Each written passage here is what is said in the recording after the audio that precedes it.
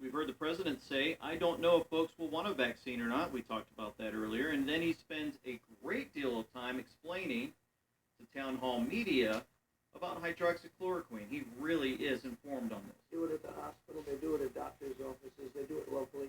When somebody's not feeling well, we test everybody. And probably the right thing to do, but it gives the fake news a lot of ammunition. So what about the therapeutic side? Are you still taking hydroxychloroquine, first of all?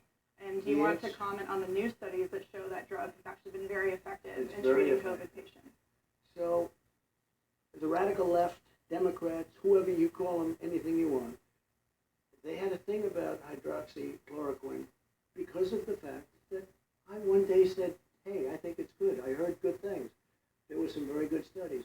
They went after it, and then they do tests where they test 89-year-old people that are close to death. In one case, they said they took it and he died immediately, that he was close to death. They came out with these terrible and phony, totally phony studies, only because I was pushing it because I thought he could help people. And I did. I took it for a period of 2 weeks because I was in a White House that had a couple of people got, were positive. Had zero impact, zero. I mean, I'm still here, let's put it that way. And I would take it again if for any reason I thought, and it's really something that you take early or before. Frontline doctors take it. A lot of people like it. Since then, we got a couple of phony reports, and everybody said, oh, no good. Then, since then, some very good reports have come out. One report from the Ford Clinic, which is a big deal, the Ford system, medical system, in Michigan came out. It was unbelievable. Plus, we have a lot of doctors saying it works great. We have one doctor in Westchester, New York. He said he has 500 patients, and every one of them lived. You've seen that. But we've had a lot of good reports, the French study, and I say it works. But here's the thing. It's been used for malaria for 40 years. It doesn't hurt you to take it. You have to take that, zinc, and Z-Pak if you're feeling the lungs are in trouble. You take Z-Pak for 3 or 4 days. But I took it for 2 weeks, the hydroxy, and I had zero impact. All I know is I didn't get it. So I don't want to knock on those columns if they were wood, but no, they're not. They're concrete or they're stone or something. Pretend. But I'll pretend they're wood. Yeah. So I took it, and for 2 weeks exactly, a 2-week regimen. It was no problem, and I didn't get it. Mm-hmm.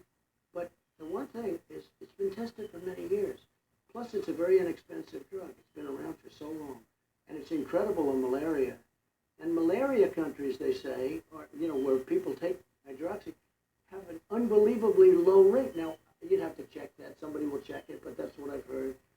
But some great tests came out. The only reason, Katie, that the people went after it was because I was for it. I was only for it for one reason, because if it makes people better, and I would love to say take hydroxy, it costs almost nothing, and give it to all the people in Florida and Texas, people that are not people that are advanced with a problem, because we have remdesivir, we have other things too. A lot of great things are happening in terms of therapeutics and vaccines. Tremendous stories are happening. But with hydroxy, it's almost free.